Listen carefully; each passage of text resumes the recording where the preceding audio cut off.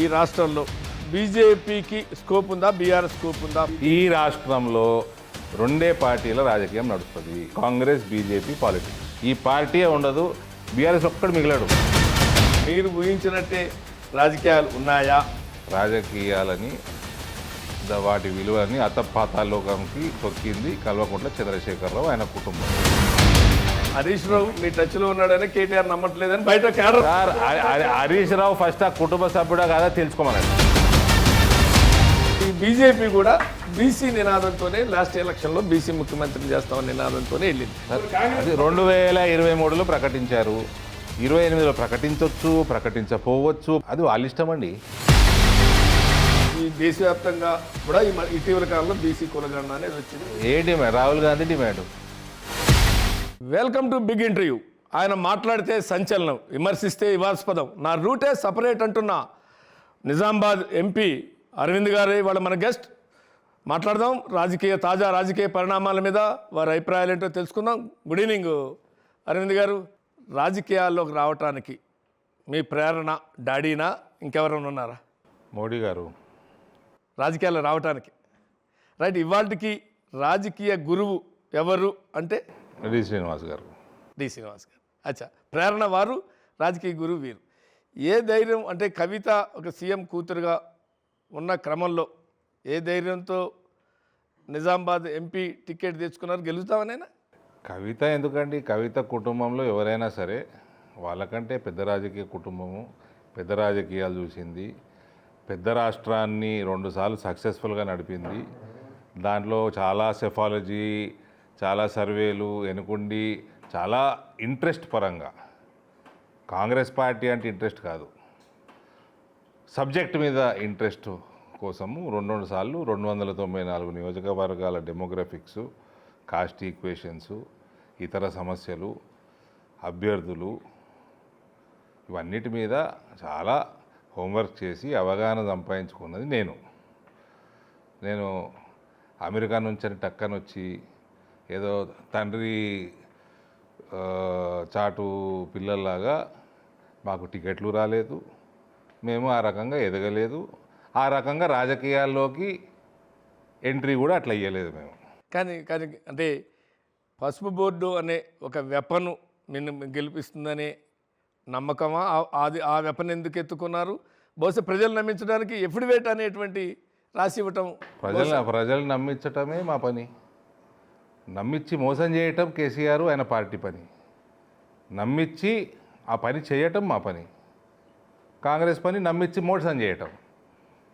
కాంగ్రెస్ అనేక వాగ్దానాలు చేశారు కదా. నేను స్టాంప్ పేపర్ మీద రాసిచ్చాను, కాంగ్రెస్ వాడు మేనిఫెస్టోలో రాసిచ్చాడు. రాసి ఇవ్వడం తప్పని నా మల్లికార్జున్ ఖర్గే అంటున్నాడు. మరి నువ్వు క్లియర్ చేయకుండానే నీ మేనిఫెస్టో బయటకు వచ్చిందా? నువ్వు ఏసీసీ ప్రెసిడెంట్వేనా? నీకు క్లియర్ చేయకుండానే మీ పీసీసీ ప్రెసిడెంట్, ఆనాడు పీసీసీ ప్రెసిడెంట్ రేవంత్కు ప్రజల ముందర పెట్టాడా? చదువుకోవడానికి రాదా? అంటే ఏదో చెప్పేయండి, అయితే అవుతుంది, లేకపోతే లేదు అన్న ధోరణే కదా. కానీ మీకు కూడా 2 టర్మ్స్ పట్టింది పసుపు బోర్డు తేవడానికి, ఫుల్ ఫ్లెడ్జ్డ్గా ఇంకా రావాల్సి ఉంది అనే. 2 టర్మ్స్ పట్టలేదు, 1 టర్మ్ పట్టింది. అంటే 1 టర్మ్ పట్టింది. ఆ టర్మ్లోనే మోదీ గారు 4 సంవత్సరాలు, నేను స్టాంప్ పేపర్ రాసిచ్చిన 4 సంవత్సరాలకి మోదీ గారు డిక్లేర్ చేయడం జరిగింది, గెజెట్ వచ్చేసింది. ప్రక్రియ కొనసాగుతూ ఉంటుంది. ప్రక్రియ ఇంకా దశాబ్దాలు కొనసాగుతుంది. కాబట్టి సో ఫర్ మీ కవిత కానీ కేసీఆర్ కానీ ఏ నాయకులను అయితే నేను చూశానో చిన్నప్పటి నుంచి వాళ్ళకి కంపేర్ చేసుకుంటే దే ఆర్ 2 స్మాల్ ఫెలోస్. ఇప్పుడు మీరే అన్నారు, మీ వ్యాఖ్యలు ఊహించే నేను ఒకటి తీసుకున్నా. మీరు ఊహించినట్టే రాజకీయాలు ఉన్నాయా లేదనే లేదు, అది చాలా జడగొట్టిండు కేసీఆర్. రాజకీయాలని వాటి విలువని అతపాతాలోకంకి తొక్కింది కల్వకుంట్ల చంద్రశేఖరరావు, ఆయన కుటుంబం. మేము ఎప్పుడు టీడీపీ ఉన్నది పాలనలో, కాంగ్రెస్ ఉన్నది ఇక్కడ ఉమ్మడి రాష్ట్రంలో, ఎక్కడ ఎవరి మీద దాడులు చేసుకోలేదు. ఇప్పుడు అక్కడ ఫ్యాక్షనిజంలో రాయలసీమలో 80లలో 90ల దాకా, 90ల నుంచి అది కూడా లేదు. విజయవాడలో ఫ్యాక్షను, రాయలసీమలో ఫ్యాక్షన్ ఉండేది. కానీ ఇట్లా ఎవరిని పడితే వాళ్ళని తెలంగాణలో అయితే అస్సలు లేదు, ఆంధ్రాలో కూడా లేదు. విజయవాడ ఒక ఏరియా, రాయలసీమలో 3-4 జిల్లాలు ఉండేవి. కానీ మిగిలిన రాష్ట్రం ఎక్కడ ఉండేది కాదు. మొత్తం దాడులు చేయించి, దొంగ పోలీసు కేసులు పెట్టించి, విపరీతమైన కరప్షన్ చేసి, డబ్బు పంపిణీ విపరీతంగా చేసి, మొత్తం రాజకీయ వ్యవస్థని, అడ్మినిస్ట్రేషన్ వ్యవస్థని నాశనం పట్టించిన మనిషి కల్వకుంట్ల చంద్రశేఖరరావు. నేను మనిషి అంటున్నాను, సంతోషపడండి. కానీ అరవింద్ చాలా రఫ్గా మాట్లాడతాడు. ప్రత్యర్థి రాజకీయ నాయకులు ఇప్పుడు మాట్లాడుతున్నారు, కానీ ప్రత్యర్థి రాజకీయ నాయకులు పట్ల చాలా ఘాటుగా వ్యాఖ్యానిస్తారు అనేటువంటిది స్టైలా, లేదు ఇంకా మీడియా కన్జంక్షన్ కోసమా? అంటే ఏం చెప్తారు? ఇప్పుడు మీరు నాకు 3 నెలల నుంచి అడుగుతున్నారు ఇంటర్వ్యూ. నేను మిమ్మల్ని అడుగుతలేను కదా. నేను ఇవాళ మీకు టైం ఇచ్చిన. ఆ ఘాటుగా వాళ్ళకు అనిపిస్తే నేనేం చేయలేను. మీరు రఫ్గా అన్నారు. నేను రఫ్గా ఏమన్నారో చెప్పండి. రఫ్గా ఏమన్నారో చెప్పండి. నేను 2019లో అంటే ఒక కేసీఆర్ని కొన్ని సందర్భాల్లో, లేదంటే కేటీఆర్నో కవితనో, అంటే మీరు తెలంగాణ కోసం కొట్లాడారు, తెలంగాణ కోసం చావు నోట్లో తలబెట్టి తెలంగాణ రాష్ట్ర సాధించినటువంటి ప్రజల 3 కోట్ల తెలంగాణ ప్రజల ఆకాంక్ష నెరవేర్చినటువంటి వ్యక్తికి మీరు గౌరవం ఇవ్వటం లేదని చాలా సందర్భాల్లో ఆయన ఇతరులకు గౌరవం ఇస్తే ఇతరులు ఆయనకు గౌరవం ఇస్తారు. ఆయన ఒక్కడే కొట్లాడలేదు కదండి. నేను అనేకసార్లు చెప్పిన, కేసీఆర్ అంటే ఎప్పటికీ ఇంత గౌరవం ఉంటుంది ఆయన చేసిన కొట్లాటకి. 2014 వరకు, 2014 తర్వాత భ్రష్టు పట్టించాడు. ఆయన పిల్లలకి ఏం సంబంధం లేదు, అటు యాజిటేషన్లో సంబంధం లేదు, 2014లో భ్రష్టు పట్టించడంలో పూర్తి సంబంధం ఉంది. కేసీఆర్ని భ్రష్టు పట్టించింది కూడా వాళ్ళే. 2000 కేసీఆర్ అనే ఆయన ముఖ్యమంత్రి కావడానికి, టీఆర్ఎస్ పార్టీ 10 సంవత్సరాలు ప్రభుత్వంలో ఉండడానికి కారణం ఈ ఇల్లు. 2004లో వాళ్ళకి 42 సీట్లు కాంగ్రెస్ పార్టీలోంచి కోసి ఇయ్యడానికి కారణం ఈ ఇల్లు. దాని వెనకాల నాది కూడా చాలా పెద్ద రోల్ ఉంది. డి శ్రీనివాస్ గారి మీద తెలంగాణలో ఇవాళ కాంగ్రెస్లో ఉన్న క్యాబినెట్లో 90% మంది ఎవరైతే తెలంగాణ క్యాబినెట్లో ఒక్కరు కూడా సపోర్ట్ చేయలే. పేర్లు తీసుకోమన్నా తీసుకుంటా నేను. ఈ ముఖ్యమంత్రి కూడా తెలంగాణకు ఉద్యమంలో తెలంగాణ కావాలని మాట్లాడిన ఆయన కాదు. ఆయన దగ్గర ఉన్న అనేక మంది ఖమ్మము, నల్గొండ ఈ మంత్రులందరూ కూడా ఎవ్వరు కూడా తెలంగాణ వాళ్ళు మాట్లాడిన వాళ్ళు కాదు. వీళ్ళందరూ రాజశేఖర్ రెడ్డి గారు, ఆంధ్ర నాయకులు, రాయలసీమ నాయకులు వాళ్ళకి ఫాలోవర్గానే ఉన్నారు. తెలంగాణ విషయంలో ఎవ్వరు నోరిప్పలే. ఒక డి శ్రీనివాసే సోనియా గాంధీని ఒప్పించి ఆవిడతోటి మేనిఫెస్టోలో కానీ ఎక్కడ 1 కమిట్మెంట్ చేయించి లిఖితపూర్వకంగా ప్లాన్డ్గా ఆ స్టేజ్కి తీసుకొచ్చింది ఈయన ఒక్కడే. ఆ రోజు అలయన్స్లో కూడా దానికి కారణం ఈయన ఒక్కడే. వేరే ఎవ్వరు కూడా ఆంధ్ర నాయకులు ఎట్లా వ్యతిరేకమే, రాయలసీమ నాయకులు ఎట్లా వ్యతిరేకమే, తెలంగాణలో ఉన్న ఇవాళ ఉన్న నాయకులు కాంగ్రెస్ పార్టీలో ఏ ఒక్కడు మాట్లాడినోడు లేడు. ఒకళ్ళు ఇద్దరు దొరుకుతుండొచ్చు. అది కూడా రాజశేఖర రెడ్డి గారు చనిపోయినాక మాట్లాడి ఒక్కళ్ళిద్దరు కూడా పేరు చెప్పమన్నా చెప్తా.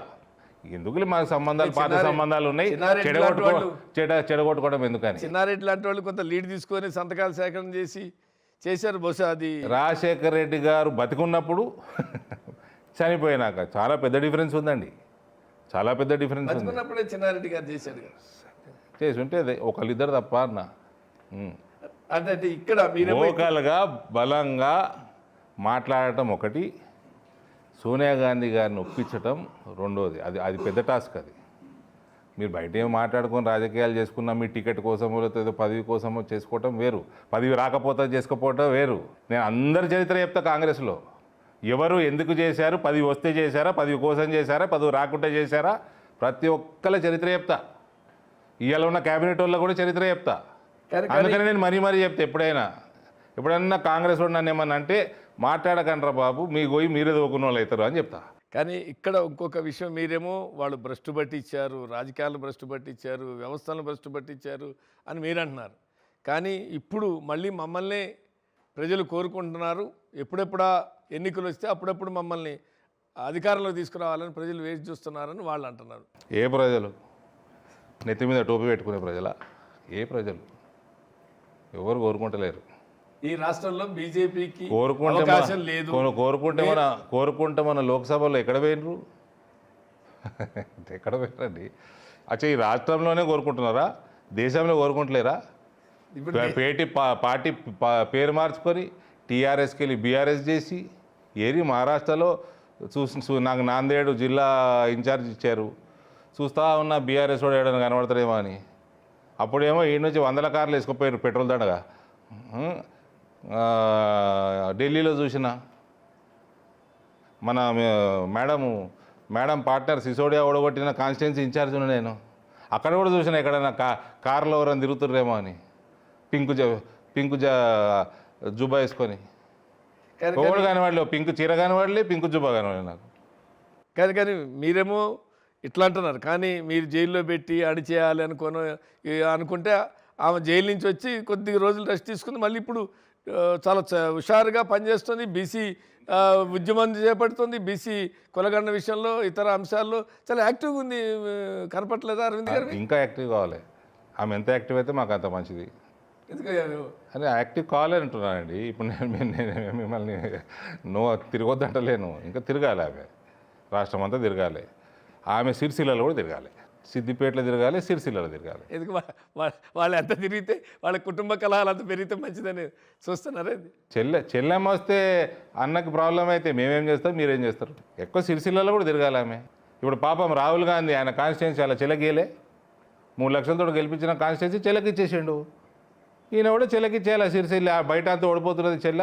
ఇక్కడ సిరిసిల్ల ఆయన ఏమైనా పని చేసి ఉంటే అక్కడ ప్రజలకి కుటుంబం మీద ప్రేమ ఉంటే చెల్లకిచ్చేయాలి సిరిసిల్ల. ఏమున్నది? కానీ మీరు అన్నట్టుగా సరే వాళ్ళు చెల్లికి ఇస్తారా ఎవరా అనేటువంటిది అయితే అరే ఇవ్వాలని కోరుకుంటున్నానండి. కవిత ఎక్కువ తిరగాలని చెప్తున్నా. ఇవ్వాలి అనుకున్నారు. ఇవాళ కూడా ఎక్కడో నేను చూసా, ఆమె ఎక్కడికి పోయినా సీఎం నినాదాలు ఇస్తున్నారు. మీరేమో ఎమ్మెల్యే సిరిసిల్ల ఇస్తే చాలని. అరే సీఎం కాదు సార్, అలా భారత రాష్ట్ర సమితి పిఎం నినాదాలు ఇవ్వాలి ఆమెకి, లేడీ ప్రైమ్ మినిస్టరు. కానీ ఇక్కడ ఇంకొక విషయం అంటే ఇవాళ ఈ రాష్ట్రంలో మీరు ఖచ్చితంగా బీజేపీకి స్కోప్ ఉందా, బీఆర్ఎస్ స్కోప్ ఉందా? ఒకవేళ మీరు అన్నట్టు కాంగ్రెస్ మీద రేపు పొద్దున వ్యతిరేకత పెరిగి ఈ రాష్ట్రంలో 2 పార్టీల రాజకీయం నడుస్తుంది. This state will only see Congress BJP politics from here on. కానీ గ్రాడ్యుయేట్స్ ఎన్నికల్లో మీకోసమే అభ్యర్థిని కూడా నిలబెట్టకుండా బహుశా కరీంనగర్, నిజామాబాదు, ఆదిలాబాదు, మెదక్ ఈ ఏదైతే ఉందో అది మీకోసమే త్యాగం చేసిన బీఆర్ఎస్ క్యాండిడేట్ దొరకక నిలబెట్టలేదా? మీకోసం త్యాగం చేశారంటుంటే మీరేం క్యాండిడేట్ దొరకని మీరు క్యాండిడేట్ దొరక్క నిలబెట్టలేదా? నిజామాబాద్ ఉమ్మడి జిల్లా లోకల్ బాడీ ఎమ్మెల్సీ గారు మీ నాయకురాలు, మీరు పదే మాట్లాడుతున్న ఆవిడ గురించి, ఆమె రాజీనామా చేయమనండి, మంచి బీసీకి ఇవ్వమనండి ఎమ్మెల్సీ. రైట్. అంటే ఇక్కడ ఒకటైతే చెప్పండి. ఇప్పుడు ఒక దశలో ఆనెస్ట్గా చెప్పాలి, ఒక దశలో బీజేపీలో విలీనం చేయాలనుకున్నారా, బీజేపీతో జతకట్టాలనుకున్నారా, పార్లమెంట్ ఎన్నికలప్పుడా, అసెంబ్లీ ఎన్నికలప్పుడా, లేదు ఆమె బెయిల్ కోసమా? ఇది జరిగిందా లేదా అరవింద్ గారు? భారతీయ జనతా పార్టీ చెప్పులు తొడుక్కోదు. ఒకవేళ తొడుక్కుంటే ఆ చెప్పుకు కూడా దాకనీయం బీఆర్ఎస్ పార్టీ అని మీ స్థాయిలో ఉంటుంది కదా. వాళ్ళు ఒక దశలో చర్చలు జరిపారు అనేది కాన్ఫిడెన్షియల్ న్యూస్. అది కేసీఆర్ న్యూస్, కేసీఆర్ ఛానల్. అది మీరు టీవీస్లో కూడా ఉన్నారు, అప్పుడు మీకు ఇన్ఫర్మేషన్ వచ్చి ఉంటుంది. అప్పుడు కాదు, నేను లేటెస్ట్ సంగతి. వాళ్ళు అట్లా రాపించుకుంటా ఉంటారు వాళ్ళ ఛానల్లో, న్యూస్లో రాపించుకుంటారు. కేటీఆర్ హరీష్ ఇద్దరు కలిసి వెళ్ళారని. మోదీ గారు బిజీగా ఉన్నారు, అమిత్ షా గారు బిజీగా ఉన్నారు, నడ్డా గారు బిజీగా ఉన్నారు. వీళ్ళ ముగ్గురికి వీళ్ళతోటి మాట్లాడే టైము లేదు, వాళ్ళు మాట్లాడే ఇష్టం కూడా లేదు. వీళ్ళంటే వాళ్ళకి అస్సలు ఇష్టం లేదు. రేపటి రోజున మీకు ఇక్కడ అవసరమైతే ఒకవేళ బీఆర్ఎస్ని కలుపుకుంటే తప్ప మా అధికారులకు రాలేమో అని అనుకుంటే కూడా కలుపుకోరా? మాకు దగ్గర కనుచూపు మేరల్లో కూడా బీఆర్ఎస్ పార్టీ ప్రత్యేకంగా వాళ్ళ కుటుంబ మెంబర్స్ ఎవరైతే ఉన్నారో దగ్గరలో కూడా రానియం. కానీ రాజకీయాలు సాధ్యం అరవింద్ గారు నిజం చెప్పండి. చంద్రబాబు కూడా చాలా విమర్శించాడు ప్రధానమంత్రిని, ధర్మ పోరాటం అన్నాడు. 2019కి ముందు బయటకు వచ్చి ప్రధానమంత్రి గారిని చాలా స్ట్రాంగ్గా విమర్శించారు, ఇవన్నీ చేశారు. కానీ ఇవాళ పొరపాటు అయిందని ఆయన్నే వచ్చారు, ఎన్డీఏలో కలిశారు. వస్తారేమో. అవునండి, ఆయన్నే వచ్చారు, ఎన్డీఏలో కలిశారు. ఇవాళ మళ్ళీ ఇక్కడ ఉన్నారు. ఇవాళ నరేంద్ర మోదీ ప్రపంచ స్థాయి నాయకుడు, ప్రపంచాన్ని దిశానిర్దేశం ఇవ్వాల్సిన బాధ్యత కూడా మోదీ గారే ఇవ్వగలుగుతారని కూడా చంద్రబాబు గారు అంటున్నారు. అంటున్నారు కదా. ఇక్కడ టీఆర్ఎస్ వాళ్ళు మోదీ గారు తిట్టలేదని నేను అంటలేను. మేము రానిచ్చే ప్రశ్నలే లేదని నేను రాజకీయాల్లో అరవింద్ ధర్మపురి అంటున్నాడు. మా నాయకత్వం నాకు తెలుసు కాబట్టి నేను చెప్తున్నా మీకు. ఆఫ్ కోర్స్ నేనేమంటున్నా, రాజకీయాల్లో శాశ్వత మిత్రులు ఉండరు, శాశ్వత శత్రువులు ఉండరు. నితీష్ని చూసాం, చంద్రబాబుని చూసాం. ఇట్లా దేశవ్యాప్తంగా చూసుకుంటే బీజేపీకి వచ్చారు, ఎన్డీఏలోకి వచ్చారు, పోయారు. ఇవన్నీ ఉన్నాయి కదా అరవింద్ గారు. మీరంతా స్ట్రాంగ్ అంటే చెప్పగలరు. ఇంటర్వ్యూ సమయం ఎంత? అర్ధగంట. అందులో అవసరం లేదండి. మీ టాపిక్ అయితే ఈ పార్టీయే ఉండదని చెప్తున్నా కదా. అంతేనా? ఈ పార్టీయే ఉండదు. అందులో ఉన్న ఎమ్మెల్యేలు కూడా ఎవరు కూడా కేటీఆర్ కింద పనిచేసి ఇష్టం ఉండదు వాళ్ళకి. కేసీఆర్ పని అయిపోయింది, ఏజ్ అయిపోయింది, ఆయన చేయాల్సింది చేసేసిండు. మేమందరం గౌరవిస్తాం. ఆయన 2014 వరకు ఉన్న కల్వకుంట్ల చంద్రశేఖరరావుని మేము గౌరవిస్తాము. ఆ తర్వాత ఆయన చేసిన పనులకి ఆయన ఖరాబ్ అయిపోయింది తప్ప అప్పటి వరకు అయితే ఆయన చేసిన పనికి మేము గౌరవిస్తాం. Last question, that party will not survive. కానీ దాంట్లో ఎమ్మెల్యేలు కానీ, దాంట్లో నెంబర్ 2, 3గా ఉన్నటువంటి హరీష్ రావు కానీ కొద్దిగా ఏమన్నా టచ్లోకి వచ్చారా?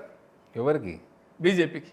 ఆ పార్టీని వదిలేద్దాం. ఆ పార్టీ సర్వే కాదు కాబట్టి మరి ఆ పార్టీలో ఉండే ఎమ్మెల్యేలు, లీడర్లు వాళ్ళకి రాజకీయ భవిష్యత్తు కుటుంబ సభ్యులు తప్ప. ఆయన కుటుంబ సభ్యుడు. హరీష్ రావు దూరం కదా, కొద్దిగా మరీ కుటుంబ సభ్యుడే కాదు వాళ్ళిద్దరు. అది కవిత కేటీఆర్ చెప్పాలా కుటుంబ సభ్యుడు? మీరు చెప్పచ్చు కదా. నేను ఎట్లా చెప్తానండి? అదే వాళ్ళ కుటుంబం, మీ వ్యూ పాయింట్లో వాళ్ళకి ఏదో సుట్టమైతేనని తెలుసు నాకు. కేసీఆర్ సుట్టమైతేనని తెలుసు. వాళ్ళ కుటుంబ సభ్యుడు, మేమంతా ఒక ఫ్యామిలీ అని అనుకునేది కేటీఆర్ అనుకుంటున్నా లేదా మాకు తెలియదు నాకు. అక్కడ మిగిలిన నాయకులు, హరీష్ రావు కూడా పక్కన పెట్టండి, మిగిలిన నాయకులు అందరూ కూడా ఏ బీజేపీ వైపు చూడాల్సిన తప్ప. నేను అదే అడుగుతున్నా. నేనే చెప్తున్నా, ఓపెన్గా చెప్తున్నా, వాళ్ళకి వేరే మార్గమే ఉండదండి. ఎవరైనా రాజకీయ భవిష్యత్తు చూసుకోవాలి కదా. ఆ పార్టీ సర్వే కదా. అవగాహన ఉంది కదా. అవును, నాకు అవగాహన ఉందని మీరు నమ్ముతారా? ఎంతో అంత. అందుకని అంటే ఒక్కడు మిగిలాడు బీఆర్ఎస్ లా. వాళ్ళు ఇప్పుడు మీరు పదే తీసుకున్న నాయకురాలు పేరుంది కదా, ఆమె కూడా బీఆర్ఎస్ ఉంటుందో లేదో నాకు డౌట్. ఇది మీరు ఈ డేట్ రాసి పెట్టుకోండి. హరీష్ రావు మీ టచ్ లో ఉన్నాడని కేటీఆర్ నమ్మట్లేదని బయట క్యాడర్, వాళ్ళ క్యాడర్ కానీ బయట. హరీష్ రావు ఫస్ట్ ఆ కుటుంబ సభ్యుడా కాదా తెలుసుకోమనండి. హరీష్ రావుని తెలుసుకోమనండి. ఓకే, మమ్మల్ని ఎందుకు అడుగుతారు sir? Let Harish Rao decide whether is Kalvakuntla family or not. Right. మనం ఇప్పుడు ఈ రాష్ట్రంలో అంతా బీసీకి సంబంధించినటువంటి బీసీ కులగణ, బీసీది నడుస్తుంది. బహుశా నడిపిస్తున్నారు. ఈ కాంటెస్ట్ లో ఎవరు నడిపిస్తున్నారు? కాంగ్రెస్ పార్టీ. ఓకే, ఈ కాంటెస్ట్ లో బీజేపీ కూడా బీసీ నినాదంతోనే లాస్ట్ ఎలక్షన్లో బీసీ ముఖ్యమంత్రిని చేస్తామని నినాదంతోనే వెళ్ళింది. కాబట్టి ఈ కాంటెస్ట్లో అరవింద్ గారికి బహుశా పాసిబిలిటీస్, ఛాన్సెస్, అది అధ్యక్షుడా లేకుంటే కాస్ట్ బేస్డ్ పాలిటిక్స్ మాట్లాడాలంటే you are with wrong person. అంటే బీసీ ముఖ్యమంత్రిని ప్రకటించారా లేదు? మా హైకమాండ్ నిర్ణయం. ఆ కాంటెస్ట్ తీసుకుందాం. కాంగ్రెస్ 2023లో ప్రకటించారు, 28లో ప్రకటించవచ్చు, ప్రకటించకపోవచ్చు, ప్రకటించకుండా చేయొచ్చు. అది వాళ్ళ ఇష్టం అండి. అంటే ఇప్పుడు అంతా balancing of social engineering. Okay, me party line లేకుండా ఇంకోటి నీ తప్పదు. సోషల్ ఇంజనీరింగ్ బ్యాలెన్స్ చేయటంలో బీజేపీకి మించి ఏ పార్టీ లేదు. ఎస్, అంటే కొన్ని మనం చూసాం. ప్రీవియస్ ఎలక్షన్ జరిగినటువంటి హర్యానాలో ఏం జరిగిందో చూస్తున్నాం, లేకుంటే ఇంకో చోట మీరు చెప్పిన మహారాష్ట్రలో కానీ సోషల్ ఇంజనీరింగ్ అనేటువంటి కాంటెస్ట్ లో చూసిన ఈ రాష్ట్రంలో నరేంద్ర మోడీ గారి కేబినెట్ చూసుకోండి, ఈ రాష్ట్రంలో 2019 కేబినెట్ చూసుకోండి, 2014 చూసుకోండి. కులాలే కాదు, నేననేది పదం వాడదాం, మహిళలు పురుషులు కూడా మీ పదమే వాడతాం. సోషల్ ఇంజనీరింగ్ లో కూడా వర్కౌట్ కావాలంటే ఒక బీసీని అధ్యక్షుడిగా పెట్టడమో, బీసీని ముఖ్యమంత్రి అని నినాదం ఎందుకు ఇచ్చారు, ఆనాడు ఇచ్చారు, రేపు ఇస్తారో ఎవరు అని మీరు అన్నారు, దాన్ని కూడా వదిలేస్తా. కానీ ఆ కాంటెస్ట్లో భాగమే ఆర్ కృష్ణ ఆయన తీసుకున్నా, లేదు ఇంకెవరినైనా ఆ కాంటెస్ట్లో బీజేపీలో చర్చ జరుగుతుంది అనేదైనా వాస్తవా కాదా? ఇక్కడ ఒక హిందూ రాష్ట్ర స్థాపన జరుగుతుంది భారతీయ జనతా పార్టీ ప్రభుత్వంలో, బలమైన హిందూ లీడర్షిప్లో జరుగుతుంది. ఈ దేశవ్యాప్తంగా కూడా ఇటీవల కాలంలో బీసీ కులగణన అనేది వచ్చింది. వీళ్ళు ఎక్కడ వచ్చింది సార్? దేశవ్యాప్తంగా ఒక డిమాండ్ వచ్చింది. ఏ డిమాండ్? రాహుల్ గాంధీ డిమాండ్. దేశం డిమాండ్ ఎందుకైతే సార్? రాహుల్ గాంధీ వాళ్ళ నాయన ప్రధానమంత్రి ఉండే, ఎందుకు చేయలేదు సార్? వాళ్ళ నాయనమ్మ ఉండే, ఎందుకు చేయలేదు సార్? వాళ్ళ తాత ఉండే, ఎందుకు చేయలేదు సార్? వాళ్ళ మదర్ నడిపిన ఈయనేంది మన్మోహన్ సింగ్ 10 ఏళ్ళు ప్రధానమంత్రి ఉండి ఈమెనే నడిపింది కదా, ఎందుకు చేయలేదండి? ఆయనేమో బీసీ అంటున్నాడు. ఇక్కడ మన కాంగ్రెస్ నాయకుడు పెద్ద ఆయన జగ్గారెడ్డి గారేమో రాహుల్ గాంధీ కులాలకి మతాలకి అతీతంగా అంటున్నాడు. నేనేమంటే చెప్పాలనా, రాహుల్ గాంధీ భూమండలానికి సౌరమండలానికి కూడా అతీతం, గ్రహాంతరవాసి ఆయన. ఓకే, నేను అంటున్నా అంటే ఇప్పుడు ఒక డిమాండ్ ఆయా కాలమాన పరిణామాల క్రమంలో ఒక డిమాండ్ వస్తుంది, ఎస్సీ వర్గీకరణ, బీసీ. అది మళ్ళీ డిమాండ్ రాహుల్ గాంధీ వస్తున్నాడండి. జనంలో లేదంటారా? బీసీ వర్గాల్లో లేదంటారా? సరే, ఇప్పుడు బీసీ చేసిరు కదా, ఓవరాల్ పర్సంటేజ్ చేస్తారు, ఓకే చేసిరు కదా, దానికి మళ్ళీ సుప్రీంకోర్టు క్యాప్ ఉందా? ఉంది కదా. మీరు దానికి మించి చేసినా అది సుప్రీంకోర్టు ఒప్పుకుంటుందా? 50%. ఆ క్యాప్ నిండిపోయిందా? మీరు ఎవరిని తీసి ఎవరికి ఇస్తారు? ఇప్పుడు ముస్లింలు 90% ముస్లింలు బీసీలు అనేసిండు రేవంత్. మిగిలిన 10% ముస్లింలు ఏం చేస్తారు తెలుసా? మీ ఎకనామిక్ వీకర్ సెక్షన్ అయితే అగ్రవర్ణాల కోసం నరేంద్ర మోడీ గారు పెట్టినరో, అగ్రవర్ణాలు ఉన్న పేదలు, అది కూడా ముస్లింలకు ఇస్తాడు ఈయన. అంటే సంతోషపడకరు వాళ్ళు. రేవంత్ 90% బీసీలు ముస్లింలు బీసీలు అన్నాడు, ఆ 10% కూడా ఈడబ్ల్యూఎస్ వాళ్ళకప్ప చెప్తాడు. ఈడబ్ల్యూసీ కింద కేంద్రం కూడా ఇస్తుంది, ముస్లింస్ పేదలు ఉంటే వాడుకోవచ్చు, ఇస్తుంది కదా. ఈడబ్ల్యూసీ కింద ఇస్తుంది కదా. మరి అట్లాగే బీసీలో వాళ్ళ మతపరంగా వాళ్ళు ముస్లిమ్స్ అయినా వాళ్ళు వృత్తిపరంగా బీసీలు ఉన్నారనుకోండి, దాన్ని ఎట్లా చూడాలి అనేటువంటిది అంటే ఏం చెప్తారు? ఈడబ్ల్యూఎస్ తీసుకోండి, వాళ్ళ కులం ఉంది కదా, కులం లేకపోతే అనుకో. వాళ్ళ దాంట్లో కులాలు ఉండాలని ఓరు మీరు చెప్తుర్రా? వాళ్ళైతే నమ్మరు. నాకు ముస్లింలు చాలా మంది తెలుసు, ఓయే దూదేకులని విన్నా. అవును, బీసీలని. ఇప్పుడు 90% బీసీలట. వాళ్ళు ఒప్పుకోద్దా? అని తెచ్చి రుద్దుతారా? అది ఒప్పుకుంటుందా కోర్టు? అసలు మీరు చేసిన మొన్న కులగణన పేరు మీద ఏదైతే సెన్సస్ చేసినరో అలా అది కరెక్ట్ ఉందా? చిన్న మిస్టేక్స్ అంటే పక్కన పెట్టండి, అసలు క్రిస్టియనే లేడు. దానికి ఏమంటారు మీరు? ఇప్పుడు మీరు ఎంత పెద్ద సీనియర్ జర్నలిస్ట్ కదా, దాని జవాబు ఇవ్వండి. అంటే వాళ్ళు టీచర్లు ఉండే, చిన్నప్పుడు క్రిస్టియన్ టీచర్లు ఉండే, ఎటువైరాళ్ళు వాళ్ళు ఏమంటారంటే అసలు మీకు పూర్తిగా వివరాలు ఇవ్వకుండానే మీరు దాని మీద ఎట్లా మాట్లాడతారు? అసలు మీ ఇంతవరకు ఎక్కడ ఆయననే మాట్లాడుతున్నాడండి, కాంగ్రెస్ వాళ్ళు మాట్లాడుతున్నారు, సంకలు గుర్తుకునేది వాళ్ళే. మీరు లెక్కలు అయిపోయిందా? ఇప్పుడు నేను మీ సెన్సెస్ ఏమంటుందండి? ఇప్పుడు మీరు చేసిన సెన్సెస్ 3,55,00,000 జనాభా ఉందంటారు, అవునా? ఎలక్షన్ కమిషన్ ఏమంటుందండి? 3,35,00,000 ఎలక్టోరల్ రోల్ ఉన్నదని చెప్తున్నది. ఇవన్నీ మీరు తీసుకోండి, ఇదని నా కాగితాలు కాదు, బీజేపీ కాగితాలు కాదు. ఎలక్షన్ కమిషన్ మీది, నాది. ఈ సెన్సస్ చేసింది రేవంత్ సర్కారు, మిగిలింది తెలంగాణ స్టేట్ పోర్టల్ తీయటి. మైనర్లు 18 సంవత్సరాల లోపల ఉన్న వాళ్ళు ఎందరని కొట్టండి. 6 సంవత్సరాల లోపల ఉన్న పిల్లలు 39 లక్షల మంది ఉన్నారు. 38,99,000 పైన చిలుకున్నారు, అంటే 39 లక్షల మంది ఉన్నారు. 6 నుంచి 18 ఈ 12 సంవత్సరాల బ్రాకెట్లో ఎందరు ఉండాలా? దీని ప్రకారం 80 లక్షలు ఉండాలా, పోనీ 70 లక్షలు వేసుకోండి, 1,10,00,000 ఉండాలా. మీ ఓటర్ల సంఖ్య ఎంత? ఎలక్షన్ కమిషన్ 335 ప్లస్ 1,10,00,000 445 4.5 కోట్ల దాకా మీకు జనాభా ఉండాలా. మీరు ఎంత జనాభా చూపిస్తున్నారండి? 3,40,55 చూపిస్తున్నారు. 90 లక్షల మంది. నేనేమంటాను 90 లక్షల మంది క్రిస్టియన్ లేని కాసేపు అంగీకరిస్తాను. నేనేమంటాను సార్, నేను అంగీకరిస్తాను. అంగీకరించినప్పుడు ఇది మీరు అంగీకరించారు కదా, ఇది ఎందులో నా కాయిదాలు లేవు కదా. వినండి సార్, ఇది మీరు అంగీకరిస్తే ఇక దాని గురించి డిస్కషన్. నా ప్రశ్న ఏంటంటే కేంద్రం చేయాల్సిన పని సెన్సస్ కావచ్చు, సెన్సస్ లో భాగంగా సరే పాలసీ పరంగా కేంద్రం ఒప్పుకోకపోతే that is the different thing. Caste పని చేయాలో కేంద్రం నిర్ణయిస్తారు. నేనేది వాళ్ళు చేయని పని రాష్ట్రాలు చేయాలో కేంద్రం నిర్ణయిస్తాయి. మీరు ఏం పని చేసుకుంటారో మీరు చేయదలుచుకుంటే చక్కగా చేసుకోండి. 1,00,00,000 మంది జనాభాని గాయబ్ ఎక్కడికి చేసినావు? మరి దాని మీద డిస్కషన్ ఎందుకు? నేను రుజువు చేసిన 1,00,00,000 మంది జనం లేరు అని నీ సెన్సస్ చెప్తున్నది, ఇక దాని మీద డిస్కషన్ ఎందుకండి? అది బీజేపీ కూడా శాసనసభలో ఉంది, బీజేపీ కూడా డిస్కషన్లో పాల్గొంది, ఫ్లోర్ లీడర్స్ ఉన్నారు. సరే, వాళ్ళు కొన్ని విషయాలు వాళ్ళు మాట్లాడారు, నేను గుర్తించింది నేను మాట్లాడుతున్నా. నేనేమంటానంటే దీని మీద ఒక పాలసీ డిసిషన్ కేంద్ర పార్టీ కానీ రాష్ట్ర పార్టీ కానీ ఇది అసలు అవసరం లేదనో, ఇది అనవసరమైందనో ఏదో కాదు సార్. దానికి మధ్యలో ఈయన ఇంకోటి పెట్టిండు, ఏంది మోదీ గారట, ఆయన లీగల్లీ కన్వర్టెడ్ బీసీ. ఓకే, ఇప్పుడు మస్తు కులాలు, ఒక రాష్ట్రంలో బీసీ ఉంటుంది, ఒక రాష్ట్రంలో ఎస్టీ ఉంటుంది, ఒక రాష్ట్రంలో ఓసీ ఉంటుంది, కాపులు ఇక్కడ ఆంధ్రాలో బీసీలు ఉంటారు, ఆంధ్రాలో community, ఓసీలు ఉంటారు. కాపులు ఇక్కడ బీసీలు, ఆంధ్రాలో మహారాష్ట్ర పోతే ఎస్టీలు. అక్కడ ఎస్టీలు. ఇప్పుడు ఆయన ఏమంటున్నాడు, మోదీ గారు అగ్రవర్ణం నుంచి 94 ఆయన అబద్ధం చెప్పినాడు. ఫస్ట్ ముఖ్యమంత్రి అబద్ధం ఏం చెప్పిండంటే మోదీ కన్వర్టెడ్ బీసీ ముఖ్యమంత్రి అయినాక మార్చుకున్నాడు అని. అది ముఖ్యమంత్రి కాకంటే ముందే 94లో కాంగ్రెస్ వాళ్ళు మార్చిండ్రు, కాంగ్రెస్ గవర్నమెంట్ మార్చింది, బీసీ అయ్యిండు. ఆయనకు అప్పటికి ఎలక్షన్ నిలబడలే, ఆయన ఎమ్మెల్యే కూడా కాదు.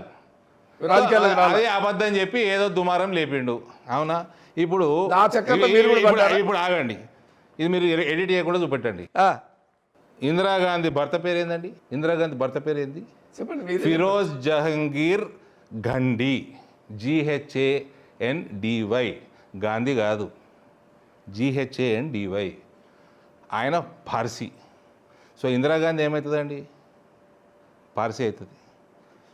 జగ్గారెడ్డి గారి ప్రకారం, ఇందిరాగాంధీ గారి ప్రకారం అంటలే నేను, జగ్గారెడ్డి గారి ప్రకారం. ఎందుకంటే జగ్గారెడ్డి గారు ఏమన్నారు, సోనియా గాంధీ గారు రాజీవ్ గాంధీ గారిని పెళ్లి చేసుకున్నాక ఆమె హిందువు అయింది, రాహుల్ గాంధీ హిందువు, బ్రాహ్మణ్ అని జగ్గారెడ్డి గారు అన్నారు. మరి జగ్గారెడ్డి గారు ఇందిరాగాంధీ ఏమవుతారో చెప్పాలి. మరి జగ్గారెడ్డి గారి లాజిక్ ప్రకారం ఇందిరాగాంధీ పార్సీ అయింది, రాజీవ్ గాంధీ పార్సీ అయ్యిండు, క్రిస్టియన్ పార్సీని పెళ్లి చేసుకుంది, ఈయన హిందూ అంటున్నారు, ఈయనని బ్రాహ్మడు అంటున్నారు రాహుల్ గాంధీ. నేను చిక్కడపల్లిలో పుట్టి పెరిగిన, నేను హిమాయత్నగర్లో పుట్టిన, నేను స్కూల్ అంతా చిక్కడపల్లి బాగలింగంపల్లిలో ఉన్నా. అక్కడ చాలామంది బ్రాహ్మణ మిత్రులు ఉన్నారు, నా ట్యూషన్ మేట్స్ ఉన్నారు. వాళ్ళు ఫోన్ చేశారు, ఏమండి ధర్మపురి గారు, వీళ్ళు బ్రాహ్మణులు అయితే మేము ఎక్కడ పోవాలండి? ఉపనయనం అయిందా? యజ్ఞోపవీతం సంగతి ఏంది? ఈయనకి సంధ్యావందనం తెలుసునా? ఈయన గాయత్రి మంత్రం వస్తుందా? ఈయన బ్రాహ్మడైతే మేమందరం ఏం కావాలి? ఉపనయనానికి జగ్గారెడ్డి గారు పోయారా? ఇవన్నీ ప్రశ్నలు వస్తున్నాయి. ఇవన్నిటికీ మళ్ళీ ఎవరు కాంగ్రెస్ వాళ్ళు చెప్పాలి జవాబు? జగ్గారెడ్డి గారు జవాబు చెప్పాలి. మీరు అన్నట్టుగా రేవంత్ రెడ్డి ఒక వ్యూహమా, లేకుంటే ముఖ్యమంత్రి లేదు మిమ్మల్ని ఆ వివాదాల్లోకి లాగాలన్నారు, మీరు కూడా ఆ వివాదాల్లోకి వెళ్ళారు కదా? దాంట్లో వివాదం కాదు సార్, ఆయన చేయబట్టి మాకు ఫోన్లు వస్తున్నాయి, నేను జవాబులు చెప్పాలి. మరి అదే నేను అంటున్నా, అంటే ఒక ఒక ఒక రాజకీయ పార్టీ ఒక వ్యూహం. జందంకి మొలతాడికి తేడా తెలుసా రాహుల్ గాంధీకి? ఏదో పనికి మాలిన కుల ఇది తీసుకురావాలా, హిందువులను డివైడ్ చేయాలా, ఇది మేము చిన్నప్పటి నుంచి చూస్తున్నాం కాంగ్రెస్ రాజకీయాలు. ఏం కొత్త కాదు, ఏం రావు. This is going to become strong Bharatiya Janata Party state. Hindu రాష్ట్ర స్థాపన చేస్తాం. మీరు కంట్రోల్ చేయలేని ఏదైతే ఉందో యూపీలో చేసి చూపించినాం కదా, అటువంటి పాలన ఇక్కడ ఎవడు కూడా ఎమ్మెల్యే ఓల్డ్ సిటీకి పోతే వాడు పిస్టల్ తీసుకోతాడు, కాలుస్తాడు, వాడు హాస్పిటల్ డాక్టర్లను కొడతాడు. ఇష్టానుసారంగా అక్కడ ఆ ప్రపంచమే వేరు. బిల్లులు కట్టరు, ప్రాపర్టీ ట్యాక్సులు కట్టరు, మీ జేసీబీ హైడ్రా జేసీబీ అటు దిక్కుపోదు. ఇవన్నీ సక్రమంగా పాలన ఎట్లా చేయాలని కూడా మేము చూపిస్తాము. కానీ ఒకటైతే ఒప్పుకోవాలి అరవింద్ గారు, కాంగ్రెస్ కల్చర్ ఎంతో కొంత బీజేపీకి రాలేదా? ఏం నచ్చింది మీకు తెలుసు. ఇక్కడ నాయకుల మధ్య అనైక్యతో, లేకుంటే నాయకులు మధ్య సమన్వయ లోపమో, లేకుంటే అధ్యక్షుడి ఎన్నికలో కాంగ్రెస్ ఎంతైతే శశబిషలు చేసుకుందో బీజేపీ కూడా కింద మీద దాని మీద కాంగ్రెస్లో గ్రూపులు ఉన్నాయని బీజేపీలు ఉన్నాయంటారు లేదండి. బీజేపీలో కాంగ్రెస్లో గ్రూపులైనా టీఆర్ఎస్లో గ్రూపులైనా it's a difference of opinion. Internal politics, internal democracy, it's okay. What is wrong in it? అంటే కాంగ్రెస్లో ఏమో బహిరంగంగానే మాట్లాడుకునేటువంటి సంస్కృతి ఏదైతే ఉందో అది అంటే మీరు ఇంటర్నల్ అన్నారు, అభ్యంతరం లేదు. ఎవరికి కూడా డెమోక్రసీలో, ప్రజాస్వామ్య వ్యవస్థలో, పార్టీలో భిన్నాభిప్రాయాలు ఉండటం తప్పు కాదు. భిన్నాభిప్రాయాలు లేకపోతే అసలు అది పార్టీనే జీవం లేదని అనుకుంటా. మీరు చెప్పినట్టు భిన్నాభిప్రాయాలు ఉండటం వేరు, బహిరంగంగా ఒకరిపై ఒకరు మాట్లాడుకుంటారు. నిన్నగాక మొన్న రాజాసింగ్ మాట్లాడినా, అంతకుముందు ఎలక్షన్ ముందైతే ఇక చాలా మాట్లాడుకున్నారు. మీరు కూడా తెలుసు, దానివల్ల నష్టం జరిగిందా లాభం జరిగిందో కూడా నేను ప్రస్తావించాల్సిన అవసరం మీకు కూడా తెలుసు. ఆ కల్చర్ అంటాను నేనేది. ఇవన్నీ కూడా కొత్త ఏం కాదు, ఇవన్నీ కొత్త ఏం కాదు. ఇట్లా కాంగ్రెస్ చాలామంది మాట్లాడితే మా తండ్రి గారు పోయి అందరినీ బుజ్జగించి అందరినీ కలిపి చేస్తేనే అప్పుడు ఆనాడు కాంగ్రెస్ ప్రభుత్వం వచ్చింది. ఆనాడు 33 సీట్లు 34 సీట్లు ఒకసారి, 36 సీట్లు 35 సీట్లు ఇంకోసారి, highest number of Lok Sabha seats UPA 1కి యూపీఏ 2కి వచ్చినాయి. ఎందుకంటే అందరి దగ్గర పోయి బతులాడి కొట్టాడకుర్రా నాయన, డైలాగులు కొట్టకుర్రి, పోయి మీడియాలో మాట్లాడకుర్రి ఆయన మెల్ల కలిపిన పని ఆయన చేసిండు. డిఎస్ గారు కూడా పాపం ప్రజాస్వామ్యం ఉన్న పార్టీని వదిలేసి అదే అది కాంగ్రెస్ నియంతృత్వం ఉన్న పార్టీ నా లెక్క ప్రకారం గాంధీల కంటే ఎక్కువ లాయలు ఉండే ఈయన కాంగ్రెస్కి. లాయలు ఉన్నారు కాబట్టి ఆనాడు ముఖ్యమంత్రి తెలియకుండా అరవింద్ గారు లాయలు ఉన్నారు కాబట్టి ఆనాడు ముఖ్యమంత్రి తెలియకుండా బెంగళూరు నుంచి రమ్మని ఈజీ ఇవ్వరు పిసిసి చీఫ్ అని. Politics sir, that is politics. Okay, వాళ్ళ పార్టీ వాళ్ళ నాయకుడు వాళ్ళ రాష్ట్ర అధ్యక్షుడు వాళ్ళ లాయల్టీ గురించి అట్లా రమ్మంటే అట్లా పోతాడు, ఇట్లా రమ్మంటే. లాయల్టీ గురించి మీరు అన్నందుకు నీకు గుర్తు చేస్తున్నా అంతే, జస్ట్ అవును లాయల్టీ వాట్ అన్నదానికి. Is wrong? కానీ ఎక్కడో ఇంత డెమోక్రసీ ఉన్నదాన్ని పాపం నమ్మారు. ఎక్కడ తెలంగాణ కొట్లాడి తెచ్చిన అనుకున్నారా అలాంటి ఏమనుకున్నారా కానీ అది తర్వాత ఎక్కువ రోజులు ఇంటర్నల్ ఇష్యూ. బట్ నేను ఇప్పుడు మెయిన్ సబ్జెక్ట్ డైవర్ట్ అయ్యాను. ఇప్పుడు మీకు బీజేపీకి కల్చర్ ఇందిరాగాంధీ, ఫెరోజ్ జహాంగీర్ గండి నుంచి వచ్చారు, మీకు చరిత్ర చెప్పినా కదా. Like Revanth said, mister Modi is a legally converted BC according to Revanth. I am also saying Rahul Gandhi is an illegally converted Gandhi. It is not Gandhi, it is Gandhi, Ghandy. It's a Parsi name. He is an illegally converted Gandhi. So convey this to our honorable Chief Minister, Mr. Revanth. అది already ఇంతకుముందు కూడా ఎవరో BJP వాళ్ళు comment చేశారు అనుకోండి. నేనేమంటున్నా అంటే ఇప్పుడు మనం సరే మీరేమో పవర్లోకి వస్తామని చాలా కాన్ఫిడెంట్గా ఉన్నారు. అవతల ఇప్పుడు ప్రధాన అపోజిషన్ అనేది ఇక దానికి భవిష్యత్తు లేదని తేల్చి చెప్పారు. కానీ భవిష్యత్తు ఉంది, అధికారంలోకి వస్తాం అనుకుంటున్నటువంటి పార్టీ ముందు కూడా కొన్ని సవాళ్ళు ఉంటాయా ఉండవా అనేటువంటిది ఉంటాయి. వాళ్ళ ప్రయత్నం వాళ్ళు చేసుకుంటారు. ప్రజలు ఏ రకంగా ఆలోచన చేస్తారు, ప్రజలు పల్స్ ఎట్లుందో, ప్రజలకి ఏం కావాలో మాకు కూడా బాగా తెలుసు, వాళ్ళకంటే ఎక్కువ తెలుసు. మీ గురించి చెప్తున్నా, మాకు తెలుసు కాబట్టి చెప్తున్నాము. People want BJP government here. కానీ ఇక్కడ కూడా నేను ఏమంటారు, మీకు బీజేపీ అధికారంలోకి వస్తుందని కాన్ఫిడెంట్గా ఉన్న బీజేపీ అగ్రనాయకుల్లో, రాష్ట్ర నాయకుల్లో, ఎంపీల్లో, ముఖ్య నాయకుల్లో మీరు ఒకరు. కానీ మీ పార్టీకి కూడా ఎక్కడో ఒక చోట ఒకనాటి క్రమశిక్షణ, ఎందుకంటే అంతా ఒకనాడేమో ఒక బ్యాక్గ్రౌండ్, ఇప్పుడు ఇందాక మీరు హిందుత్వం, ఒక ఆర్ఎస్ఎస్ లేకుంటే ఒక సైద్ధాంతిక బ్యాక్గ్రౌండ్ నుంచి వచ్చినప్పుడు ఉండే యూనిటీకి ఇతర పార్టీల నుంచి వచ్చినప్పుడు అనేదానికి మీరు చెప్పిన కారణాలు కాదు. ఈ దేశాన్ని విభజించి 3 ముక్కలు చేసి 2 ముక్కలు ముస్లింలకు ఇచ్చిండ్రు. హిందువుల కోసం దేశం ఎక్కడా అని మేము ప్రశ్నిస్తున్నాము. మేము అది సాధిస్తామని నేను చెప్తున్నా. నేను కాదంటున్నా, మీరు నా ప్రశ్న అర్థం చేసుకోవాలి. అంటే నేనేమంటున్నా, ఎందుకు ఇందాక నేను ఒక ప్రశ్న వేసా, కాంగ్రెస్ సంస్కృతి ఎందుకన్నా అంటే మీరు ఆర్ఎస్ఎస్ అన్నారు, ఇంకేదో అన్నారు. కారణాలు అది కాదు. There is a historical reason. అంటే నేనేమంటున్నా అంటే బీజేపీకి ఒక సైద్ధాంతిక పునాది ఉంది, ఒక సిద్ధాంత ప్రాతిపదిక మీద ఏర్పడ్డ పార్టీ, సిద్ధాంత ప్రాతిపదిక మీద నడుస్తున్నటువంటి పార్టీ. కానీ ఎప్పుడైతే పోలరైజేషన్ జరుగుతుందో అప్పుడు డైల్యూట్ అవుతుందా లేదా అనేది ఒకటైతే, ఏం డైల్యూట్ అవుతుంది, అంటే పార్టీలో ఇప్పుడు సిద్ధాంత ప్రాతిపదిక విద్యార్థి రాజకీయాల నుంచి ఒక సిద్ధాంత ప్రాతిపదిక మీద పార్టీలో పూర్తి స్థాయిలో పనిచేసుకుంటూ ఎదిగినటువంటి సెక్షన్ ఒకటి ఉంటుంది.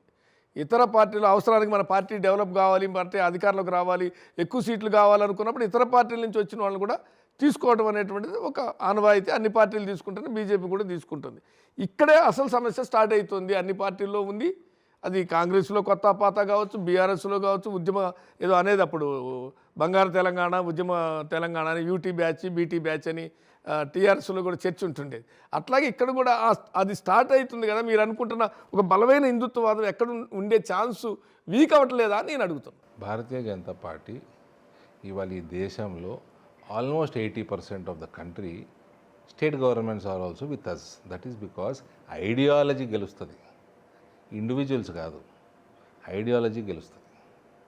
People vote for ideology, not individual. I am in Bharatiya Janata Party for ideology. Individually, I could have been in any party. But I believe in one ideology, that is why I am here. Highly education నేను కాదంటల్లా. ఇప్పుడు నేను వేరే party నుంచి వచ్చాను అనుకోండి, నాకు BJP సిద్ధాంతంతో పని లేదు. నేను మీ పార్టీలోకి వచ్చా, మీ పార్టీలో ఎదిగా, మీ పార్టీలో ఉంటా. మీ పార్టీలో నాకు మీకున్నంత హిందుత్వ కమిట్మెంట్ నాకు ఉండకపోవచ్చు, అయినా నేను కూడా వన్ ఆఫ్ ది లీడర్ని. కాబట్టి నేను రేపొద్దున ఒక కీలక స్థానంలో ఉన్నప్పుడు మీరు ఆలోచించినంత తీవ్రంగా నేను ఎందుకు ఆలోచిస్తా అని నేను అడుగుతాను. ఆలోచించను కదా, ఆలోచించినప్పుడు అది డైల్యూట్ అయినట్టా కాదా అని అడుగుతున్నా. అందరూ 10 మంది ఉంటే 10 మంది ఒక యూనిట్గా ఆలోచించిన ఇండివిజువల్ డెసిషన్ ఉండదు సార్ ఇక్కడ, it is collective decision. So execution కైనా ఉండాలిగా, ఎగ్జిక్యూషన్ కూడా ఉండాలి. ఎగ్జిక్యూషన్ తేడా వస్తుంది కదా అంటున్నా. తేడా వస్తే ఆ ఎగ్జిక్యూట్ చేసే పొజిషన్లో పెట్టరు, ఆయన గౌరవప్రదంగా ఇంకో పొజిషన్లో పెడతారు. గౌరవించాలి. ముందున్న సవాల్ మనకి ముందున్న సవాల్ అదే. మనకి నేను సవాళ్ళకు భయపడటాను కాదు, కానీ సవాల్ అంటే అది కాదు, ఆ సవాల్ అంటలా. ఇప్పుడు మీరు ఇంకో ప్రక్రియ పూర్తి చేయాల్సింది ఉంది కదా, రాష్ట్ర అధ్యక్షుడు ప్రక్రియ పూర్తి చేయాల్సి వచ్చినప్పుడు ఇక్కడ కూడా మీరు అనుకున్న ఇది మేము హిందుత్వాన్ని తెలంగాణ రాష్ట్రం ఏదైతే మీరు కాన్సెప్ట్ ఉందో ఆ కాన్సెప్ట్ని లీడ్ చేసే ముందుకు తీసుకెళ్ళి ఆ రకంగా ప్రజల్ని మోల్డ్ చేసి నడిపించేటువంటి ఒక ఇది కూడా అవసరం అవుతుందా లేదా అని నా ప్రశ్న. హిందుత్వాన్ని తీసుకుపోవాలా, సనాతన ధర్మాన్ని తీసుకుపోవాలా, హిందువుల్ని ఐక్యంగా చేసేటైనా తీసుకుపోవాలా, ఇవన్నిటితో పాటు మోదీ గారు చేస్తున్న డెవలప్మెంట్ యాక్టివిటీస్ని తీసుకుపోవాలా, వివిధ రాష్ట్రాలలో ఇంప్లిమెంట్ చేస్తున్న స్కీమ్స్ రాష్ట్ర స్థాయిలో దేశ స్థాయిలో అవన్నీ తీసుకుపోవాలా.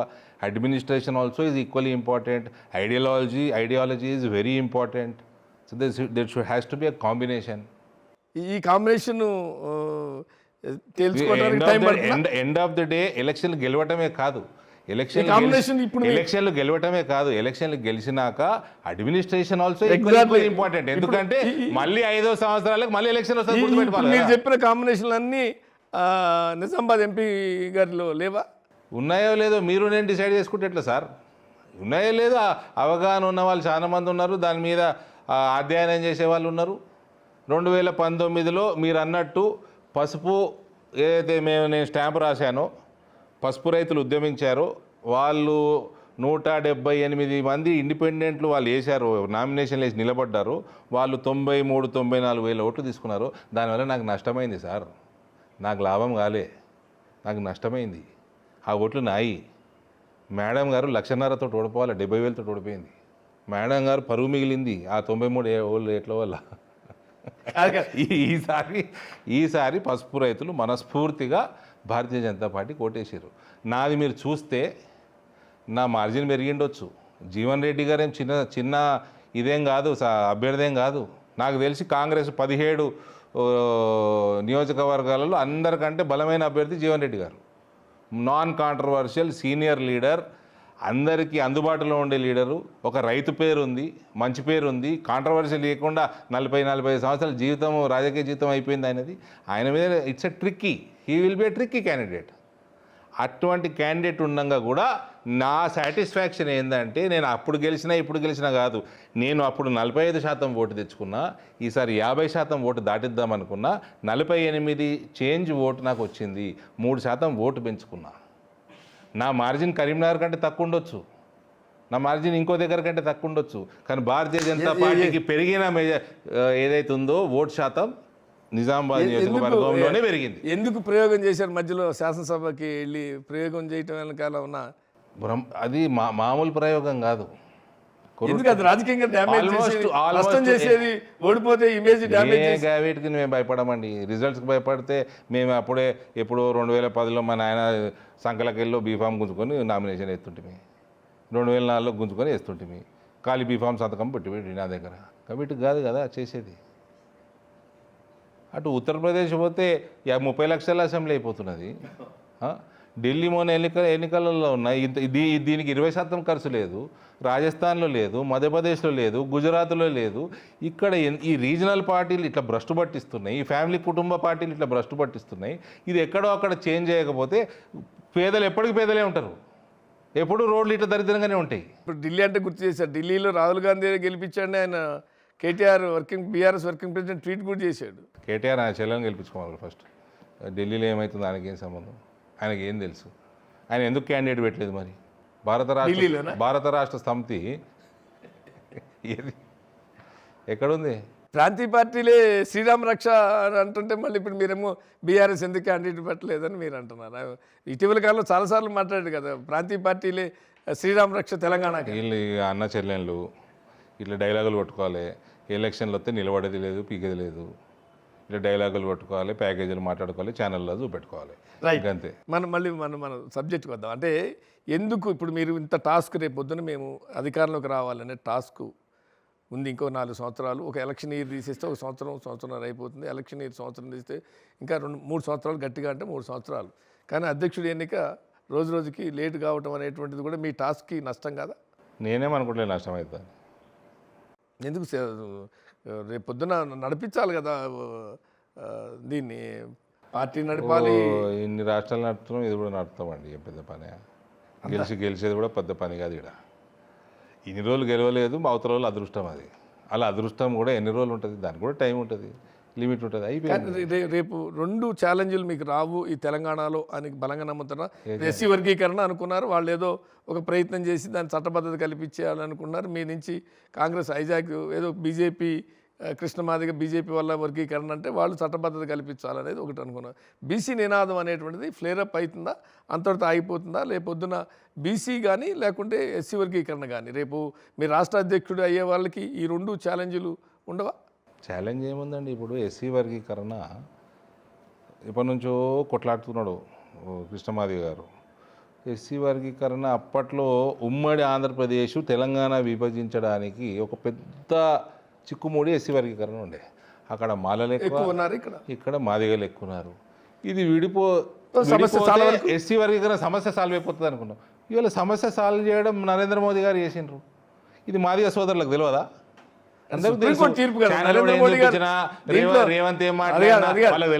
నరేంద్ర మోడీ గారు అంటే ఇప్పుడు సుప్రీంకోర్టు తీర్పిచ్చింది, రాష్ట్రాలు చేసుకోమని తీర్పిచ్చింది. అట్లా అన్ని బీజేపీ పాలిత రాష్ట్రాల కన్నా తెలంగాణలో కాంగ్రెస్ అధికారం ఉన్న రాష్ట్రంలో ఒక అడుగు ముందుకేసిందని క్లెయిమ్ చేసుకుంటారు కదా. మేము ఎందుకు మోదీ గారికి దీని క్రెడిట్ పోతుంది అంటున్నాం అంటే, కృష్ణమాది గారు ఎవరైతే 30 సంవత్సరాల పైన ఉద్యమించిండో ఆయన మోదీ గారిని పిలుచుకొని ముఖ్య అతిథిగా ఆయన సభ పెట్టిండు. ఆయన మోదీ గారికి ధన్యవాదాలు చెప్పారు. పార్లమెంట్లో చట్టం చేసి మోదీ గారి ముందర ఆయన ఎమోషనల్ అయ్యిండు. కాబట్టి మేమందరం పార్లమెంట్లో చట్టం చేసింటే అసలు దేశవ్యాప్తంగా మీకే క్రెడిట్ వచ్చేది. కానీ ఇప్పుడు సుప్రీంకోర్టు తీర్పుతో రాష్ట్రాలు చేసుకోవచ్చు అనడంతో కాంగ్రెస్ అడ్వాన్స్ అయ్యి మైలేజ్ తీసుకోవాలనుకుంటుంది కదా నేను అంటాను. సుప్రీంకోర్టు చేస్తేంది, పార్లమెంట్ చేస్తేంది, ఇవాళ కొట్లాడిన వాళ్ళు మోదీ గారికి ధన్యవాదాలు చెప్తున్నారు. ఎవరైతే కొట్లాడిన చెప్తున్నారు కదా. ఇప్పుడు అప్పుడు కేసీఆర్ ఏమన్నాడు 2014 తెలంగాణ రాగానే, ఓటు కొట్లాడిన మహాత్మా గాంధీకి వేస్తావా, ఇచ్చిన క్వీన్ ఎలిజబెత్కి వేస్తావా అని అన్నాడు. కొట్లాడిన వాళ్ళు మోదీ గారికి క్రెడిట్ ఇస్తున్నారు. మీకు నాకు సంబంధం లేదు కదండి. అంతే.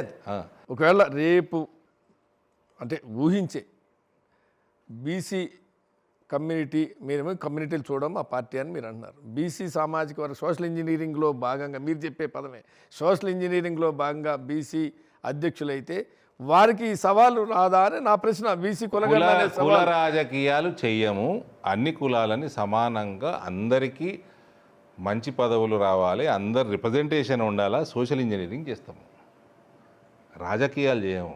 చాలా తేడా ఉంది. కాంగ్రెస్ రాజకీయం చేస్తుంది, సోషల్ ఇంజనీరింగ్ చేయదు.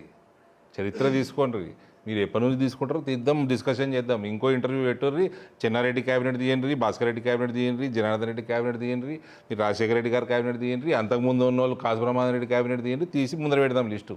ఇప్పుడు వీళ్ళు పెద్ద బీసీ కానీ ఇప్పుడు ఏదైతే రేవంత్ ఆయన చేసిన వాగ్దానాలన్నీ పక్కదారి పట్టిస్తానికి, ఆయన మిస్ అడ్మినిస్ట్రేషన్ పక్కదారి పట్టిస్తానికి ఏదో తెచ్చి పెడుతున్నాడు. రేవంత్ స్ట్రీట్ మార్ట్ ఫెలో, చాలా స్ట్రీట్ మార్ట్ ఫెలో, ఏ ప్రయత్నాలు చేస్తున్నాడు. కానీ భారతీయ జనతా పార్టీ దగ్గర ఈ సబ్జెక్టులో ఆయన గెలవలేడు. హిందువులను యునైటెడ్గా పెడతాము, మీ కోర్టులోకి నెట్టడానికి ఆయన ప్రయత్నం చేస్తుండండి. అసెంబ్లీ రేపొద్దున బిల్లు పాస్ చేసి కేంద్రానికి పంపుతాం, కేంద్రం కూడా దాన్ని చట్టం చేయాల్సి వస్తే ఆ రకమైనటువంటి ఒక మిమ్మల్ని ఇబ్బంది పెట్టడం అంత సీన్ కాంగ్రెస్కి లేదు. కేంద్రం చేయాల్సి వస్తే అంత రాజకీయం చేసేది ఉంటే గిట్ల ఎందుకు ఏడుస్తుంది కాంగ్రెస్ పార్టీ? ఏడపాడైంది కాంగ్రెస్ పార్టీ దేశంలో. ఈ రాష్ట్రంలో కూడా అడ్డిమార్ గుడి దెబ్బ అన్నట్టు దింపింది మేము, కేసీఆర్ దింపింది బీజేపీ, ఎక్కింది కాంగ్రెస్. ఎందుకు ఎక్కలేకపోయారు మీరు? అది అది మేము ఆలోచన చేసుకోవాలా. ఇప్పుడు మీరు అడిగినరు వాయిసెస్, మీరు బలంగా మాట్లాడతారు, నేను కూడా మాట్లాడతానండి. నేను కూడా అడిగిన, జిహెచ్ఎంసీలో మాకు 48 కార్పొరేటర్లు వచ్చినాయి, జిహెచ్ఎంసీ పరిధిలో ఉన్న 3 పార్లమెంట్లు గెలిచినాము, కానీ ఎమ్మెల్యేలు గెలవలేకపోయినాము, ఆలోచించుకోవాలి అని అడిగిన కదా నేను కూడా. నేను అందుకనే నేను మీ అక్కడికే వచ్చా మీ ప్రశ్న. ఇప్పుడు మీరు ఈ ఆన్సర్ ఇస్తున్నారు. ఎక్కడో మిమ్మల్ని కొన్ని బలహీనతలు వెంటాడుతున్నాయి. బలహీనతలు ఉండొచ్చు, మేము పవర్లకే రాలేదంటే బలహీనత ఉన్నట్టే కదా. 44 సంవత్సరాలు అయింది బీజేపీ కొట్టి, మేము పవర్లకు రాలేదు కదా, అంటే బలహీనంగా ఉన్నట్టే కదా. బలం పెంచుకోవాలి. బలహీనంగా ఉంటే వేరు, ప్రజల్లో బలం ఉన్నా నాయకత్వం బలహీనతలు వెంటాడటం. బలహీనంగా ఇక్కడ ఉన్నామా, అక్కడ ఉన్నామా, అందువల్ల ఉన్నామా, ఇందువల్ల ఉన్నామా అంటలేము. మేము పవర్లకు రాలేదు కదా. ఇది నేను చెప్తలేను కదా, చరిత్ర చెప్తుంది కదా. కళ్ళ ముందు కనపడేది కదా. రావాలి. పార్టీ ఎందుకు నడుపుతామండి? పవర్లకు రాస్తే పార్టీ నడుపుతాం, పవర్లకు వస్తే మా భావాజాలం ఏముందో ప్రజల్లోకి ఎక్కువ తీసుకుపోతాము. ఎగ్జాక్ట్లీ. నేను 51% హిందువులు నాకు ఓటేసారు 2019లో. ఈసారి 59% వేసిండ్రు. నేను దాన్ని నెక్స్ట్ టైం 70% చేస్తా అని టార్గెట్ తోటి పని చేసుకుంటా. నేను యునైటెడ్ కలుపుతాము. ఎగ్జాక్ట్లీ. నేనేమంటానంటే మీరు అనుకున్న గోల్ రీచ్ కావాలి అంటే, నేను ఇందాక చెప్పింది, ఆ రీచ్ కావటానికి మీరు అనుకున్నటువంటి హిందువులు మీ వెనకాల నడిపేవాలి అంటే దానికి తగ్గ నాయకత్వము, దానికి తగ్గ ఐక్యత, దానికి తగ్గ సమన్వయము, అది ఎక్కడో కొరవలేదా అంటే మీరు ఒప్పుకుంటా. సరే, మీకు కొద్దిగా ఇబ్బందులు ఉండొచ్చు పార్టీ పరంగా బహిరంగ ఒప్పుకోవడానికి. ఓ సార్, మేము ఇక్కడ పవర్లకు రాకపోవడానికి అదే కారణం అంటున్నా నేను. మీ విశ్లేషణ మీది, నా విశ్లేషణ నాది, కేంద్రం విశ్లేషణ కేంద్రంది. సాల్వ్ చేసుకుంటారు, పవర్లకు వస్తామని చెప్తున్నా. పెద్ద సమస్యగా ఇక్కడ నేను ఇండివిజువల్గా చెప్తున్నా. ఓ కుటుంబము 2 సార్లు అధ్యక్ష పదవి ఇస్తే 2 సార్లు డెలివరీ చేసినాము. చాలా ఈజీడా. కర్ణాటక కంటే ఈజీ. రైట్. మీరు పవర్లోకి రావాలి అంటే ఎంతో కొంత మీరు కూడా ప్రజల్లో ఒక్క హిందుత్వమేనా, లేదు బడ్జెట్లో కేంద్రం మొండి చేయి చూపించింది రాష్ట్రానికి, ఏం తేలేదు. ఏ మొండి చేయి చూపించింది? ఎవరు 8 మంది గెలిచినా ఏం తేలేదు. మీకు రాష్ట్ర ప్రభుత్వం ఇగో దీనికి ఇది కావాలి. ప్రతి బడ్జెట్కి ఇదే ఏడుపు ఏడుస్తూనే ఉంటుంది. ఇదే ఏడుపు, ఆపోజిషన్ పార్టీలు ఇదే ఏడుస్తారు. మీరు ఏం చేశారో చెప్పుర్రా అంటే ఒక్కటి చేసింది లేదు. మేము చాలా అడిగాము. మేమే చేసినాము. మన ఇదేంది వరంగల్ ఫ్యాక్టరీ మేమే పెట్టినాము. ఇవాళ పసుపు బోర్డు తెచ్చినాము. పసుపు రేట్లు పెరగడానికి కారణం మేము. ఇవాళ ఉన్న పంటలన్నిటికీ మంచి రేటు ఇస్తున్నది మేము. ఇలా నేషనల్ హైవేలు అద్దం లెక్కున్నాయి మేమే. రైల్వేలు విచ్చలవిడిగా పెరుగుతున్నది మేమే. నా దగ్గర 10 రైల్వే ఓవర్బ్రిడ్జ్లు నా ఒక్క పార్లమెంట్లో వేసింది మేమే. కానీ బీహార్కి, ఏపీ మీరేం చేసిన ఏపీకి బడ్జెట్లో ఏపీకి బీహార్కి ఇచ్చిన ప్రయారిటీ, వాళ్ళకి ఇచ్చిన నిధులతో పోల్చుకుంటే తెలంగాణకి గుండు సున్నా అనేది వాళ్ళని. ఏమి ఎంత తేడా ఉంది చెప్పుర్రి. బీహార్లో అయితే ఎలక్షన్ ఉన్నాయని పెద్ద ఎత్తున ఏమి ఇచ్చారు సార్? నెంబర్ చెప్పుర్రి. అక్కడ జనాభా చెప్పుర్రి, అక్కడ ఉన్న సీట్లు చెప్పుర్రి, ఆ సైజ్ చెప్పుర్రి, ఆంధ్ర సైజ్ చెప్పుర్రి, తెలంగాణ సైజ్ చెప్పుర్రి, వ్యత్యాసం చెప్పుర్రి. అక్కడ మళ్ళీ ఇంకో ప్రశ్న వస్తుంది. జనాభా ప్రాతిపదికన దక్షిణాది రాష్ట్రాలకి నష్టం తెచ్చి ఉత్తరాది రాష్ట్రాలకు మేలు చేయాలనుకుంటుంది. మీరు చెప్పిన ఆర్గ్యుమెంట్ కూడా ఒకటి చర్చ లేకపోతుంది. This is democracy. నిధులు పన్నులు కట్టేది ఇక్కడ, అక్కడ జనాభా పేరుతో అక్కడ దామాషాలు జనాభా పేరుతో అక్కడికి తరలించుకుపోతున్నారు. ఓ సార్, ఇది డెమోక్రసీ సార్. డెమోక్రసీ ప్రజల ఆధారంగానే ఉంటుంది. మరి దేని ఆధారంగా చేయమన్నారు మీరు చెప్పండి. వాళ్ళు పన్నులు చెల్లించేది తక్కువ ఉంటుంది. దక్షిణాది రాష్ట్రాల్లోంచి సిన్సియర్గా పన్నులు చెల్లించేది కూడా తీయండి. పన్నులు ఎంత చెల్లిస్తే అంత పర్సెంటేజ్ మీకు వస్తుంది కదా, ఆటోమేటిక్ వస్తుంది కదా. ఇవన్నీ సూలకుట్ల డిస్కషన్లు అన్నీ. మీరు 100 రూపాయలు ఇస్తే మీకు 42 రూపాయలు డైరెక్ట్ వస్తున్నది. 32 నుండి 42 చేసింది నరేంద్ర మోడీ. మళ్ళా ఇండైరెక్ట్గా హైవేలను, రైల్వేలను, ఇంకో రకంగానో మళ్ళీ ఒక 20-30 రూపాయలు వస్తుంది. దాదాపు 65-75 రూపాయలు మీకే వస్తుంది. ఆ మిగిలిన 30 రూపాయలు మేము డిఫెన్స్ నడుపుకోవాలి, సివిల్ ఏవియేషన్ నడుపుకోవాలి, ఇతర మొత్తం లా అండ్ ఆర్డర్ నడుపుకోవాలి, సెంట్రల్ గవర్నమెంట్ చాలా ఉన్నాయి, ఆ సబ్జెక్టులన్నీ నడుపుకోవాలి. మీరు ఎంత కడితే అంత వాపసు వస్తున్నది. మహారాష్ట్ర కంటే ఎక్కువ కడుతుర్రా, తమిళనాడు కంటే ఎక్కువ కడుతుర్రా.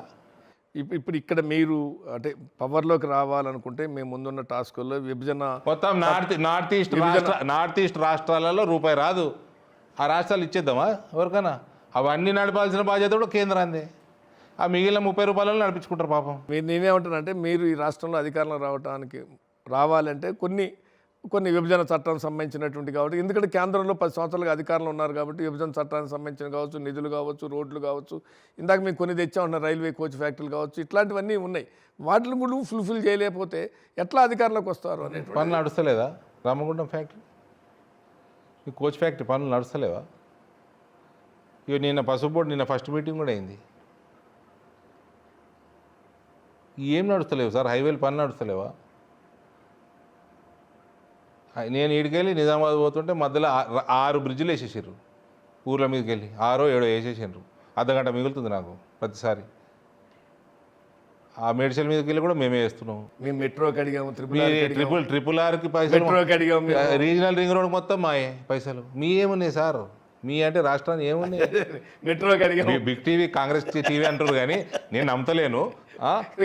చెప్పుకునే వాళ్ళు చాలా మంది చాలా మాట్లాడితే నేను నమ్మతలేను చెప్తున్నా కదా. సో మీ ఎక్కడ ఉన్నాయి సార్? అన్నీ మా పైసలే. మా పైసలని మేమేం పెద్ద పొగుడుకుంటలేము సార్, ప్రజల పైసలు. ఈ రకంగా ఇండైరెక్ట్గా మస్తు పైసలు వస్తాయి అంటున్నా. అదే అంటున్నా, ఇవన్నీ పనికిమాల డివిజివ్ పాలిటిక్స్ అవుతున్నదో ఇవి కేవలం కాంగ్రెస్ పార్టీ నేర్పించారు అందరికీ. రైట్, కంక్లూడ్ చేద్దాం. అంటే అరవింద్ గారు ఏ రోల్లో రాష్ట్రంలో బీజేపీ నాయకత్వం ఏ రోల్లో ఉండబోతున్నారని ఒకటైతే, పాత కొత్తల మధ్య సమన్వయ విషయంలో పాతనా కొత్తనా? మీరు పాతే కదా, కొత్త ఏం కాదు కదా. Thank you. అది ఎందుకంటే ఆల్రెడీ వేరే పార్టీలో ఉండి ఫ్రెష్గా వచ్చారు కాబట్టి, నేను ఫ్రెష్గా వచ్చారు కాబట్టి పాత అంటున్నా. నేను పాత ఎందుకు అంటే రాజకీయాలు రావడం కొత్త అయినా ఎంట్రీనే బీజేపీ కాబట్టి old BJP. You mean I'm new breed but hybrid. కాబట్టి ఇక్కడ ఆ సమన్వయం చేయాల్సిన బాధ్యతలో అరవింద్ గారు ఉంటారు. ఎందుకంటే కేంద్ర నాయకత్వానికి ఇక్కడ ఉండేవాళ్ళు చాలా అంటే ప్రెజర్లో ఉందా నాయకత్వం అని అన్నట్టుగా ఉంటుంది వాతావరణం. ఇదిగే రేపే ప్రకటిస్తామన్నా వాయిదాలు పడుతుంది. ఎందుకంటే మీరందరూ కేంద్ర నాయకత్వాన్ని బాగా ప్రెజర్ చేస్తున్నట్టుంది. ఎటు డిసైడ్ చేసుకొని కన్నా మీరు ఎట్ట న్యూస్ ప్రజెంట్ చేస్తే చేసుకోరు. నేను చేసుకోవడం కాదు అరవింద్ గారు, నేనేమంటే ఉన్న పరిస్థితే కానీ నేను మాట్లాడేది ఏదైనా ఒక తప్పు మాట్లాడని చెప్పాను. తెలంగాణ గెలవటము నా లెక్క ప్రకారం నరేంద్ర దామోదర్ దాస్ మోదీ టాప్ ప్రయారిటీ అలా. I'm telling you can highlight this in this interview. It is his top priority to get BJP government here. అది అంటే మాకు కూడా కొంత జర్నలిస్టులకు మాకు కూడా సమాచారం మీరని చెప్పింది ఉంటుంది. ఒక సందర్భంలో మీరు అవి మాట్లాడే దాని బదులు పార్టీ మీద కాన్సన్ట్రేషన్ పెడితే పార్టీ అయినా అభివృద్ధి అవుతుందని కూడా మీ అందరూ ఎంపీలు పోయినప్పుడు, అంటే మీకంటే మీకు ప్రత్యేకంగా కాదు కానీ మీ అందరికీ ఒక క్లాస్ అనే పదం వాడను కానీ అట్లాంటి చొరకలు కూడా వేశారంటే దాని అర్థం ఇక్కడ ప్రయారిటీ బీజేపీ ప్రధాని గారికి ఉంది అని, అంత మైక్రో లెవెల్ అబ్జర్వేషన్ ఉంది అనేది మాకు కూడా కొంత సమాచారం ఉంది. తప్ప మీరు చెప్పాలి. నాకు తెలియదు సార్, ఎందుకు మీరు లేరా ఎంపీగా? ఆయనకి ప్రయారిటీ ఉందని తెలుసు కానీ క్లాసులు చురకలు క్లాస్ అని అందుకని నేను క్లాస్ అనే పదం వాడకపోయినా చురకలు వేశారన్న. ఎందుకంటే క్లాస్ అంటే కొద్దిగా క్లాస్ తీసుకున్నారంటే అది కొద్దిగా మరీ ఆర్ష్గాను నెగిటివ్గా ఉంటుందని. చురకలు వేయటం వేరు, క్లాస్ తీసుకోవటం వేరు. నాకు తెలియదు సార్. ఓకే, దాన్ని మిమ్మల్ని ఇబ్బంది పెట్టేది అంటే ఇప్పటికైనా ఎప్పుడు తేల్తుంది? తేల్చే అవకాశం మీరు కేంద్ర నాయకత్వానికి ఇస్తారా? అసలు ఫస్ట్ ఇక్కడ నాయకత్వం కేంద్ర నాయకత్వానికి తేల్చుకునే అవకాశం ఇస్తారా లేదా చెప్పండి. క్రికెట్ అయినా పాలిటిక్స్ అయినా timing is important. Correct time చేస్తారు, అదే ఇంపార్టెంట్. ఇప్పుడు కెప్టెన్ ఎన్నుకోవడమే important. Timing important sir, timing ఇంపార్టెంటే. కెప్టెన్ సరైన వాళ్ళు ఎన్నుకోకపోతే కూడా ఈ గాళ్ళకి మనం రాజకీయం నేర్పుతామా అండి? చెప్పండి, మనం నేర్పే స్థాయిలో ఉన్నాం వాళ్ళకి. నేను ఒకటి చెప్పిన మీకు, ప్రధానమంత్రి టాప్ ప్రయారిటీ టుడే ఇస్ తెలంగాణలో బీజేపీ ప్రభుత్వం రావాలి. Political priority, not administrative, political priority. He wants BJP government here. ఇది దానికోసం ఆయన ఏమేమి చేసుకుంటాడో, ఎప్పుడు చేసుకుంటాడో అది చేసుకుంటాడు. రైట్, చివరిగా చెప్పండి. అంటే బిగ్ టీవీ ద్వారా మీరు ఏమి తెలంగాణ ప్రజలకి చెప్పదలుచుకున్నారు? ప్రజలు భారతీయ జనతా పార్టీ పట్ల చాలా ప్రేమాభిమానాలు చూపిస్తున్నారు, చాలా ఓటు శాతం పెంచారు. భారతీయ జనతా పార్టీ ఇక్కడ ప్రభుత్వం ఫామ్ చేయాలన్న బాగా ఆకాంక్ష ప్రజల్లో ఉంది ఎక్కువ. కాబట్టి వాళ్ళకి చెప్పేంత పెద్దను నేను కాదు కానీ ఇదే ప్రేమాభిమానాలు చూపించండి. భారతీయ జనతా పార్టీ రాష్ట్రంలో ఏ రాజకీయం ఏ రకంగా చేయాలో ఆ రకంగా చేయాలి అన్న తపన నాకుంది, అటువంటి అట్మాస్ఫియర్ క్రియేట్ చేయాలన్న తపన నాకుంది. అటువంటి అట్మాస్ఫియర్ వచ్చినప్పుడు భారీ మెజారిటీ తోటి ఇక్కడ హిందూ రాష్ట్ర స్థాపన కోసం భారతీయ జనతా పార్టీని గెలిపించండి.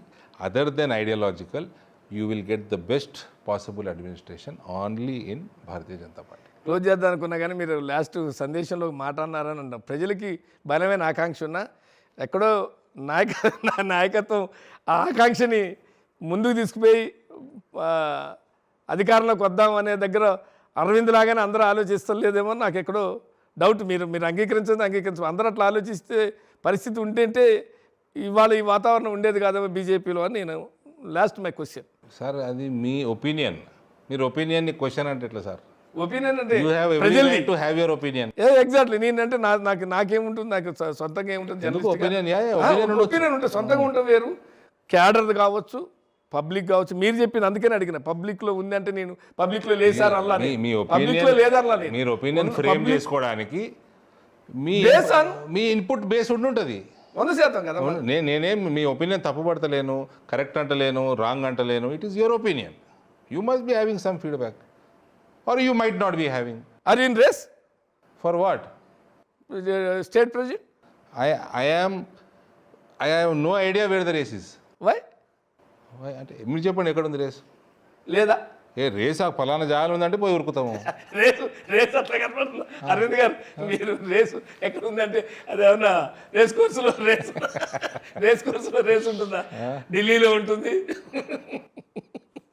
ప్రతి చోట 119 నియోజకవర్గాలలో తప్పేం లేదండి. 119 నియోజకవర్గాలలో రేసు గుర్రాలు తయారు చేసి పార్టీని ప్రభుత్వంలోకి భారీ మెజారిటీతో చేసే నాయకుడిని ముందు పెట్టాలా అన్నది నా కోరిక.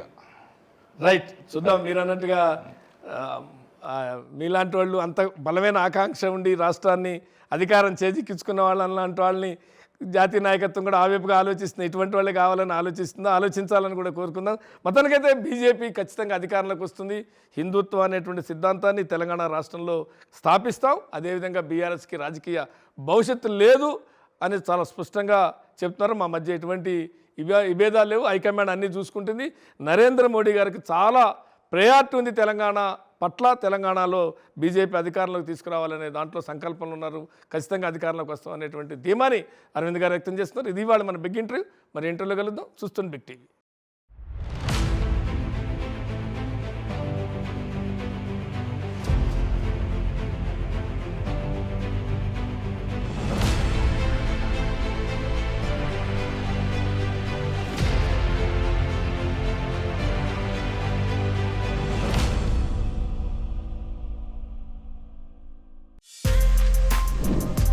For more videos like this, subscribe Big TV channel.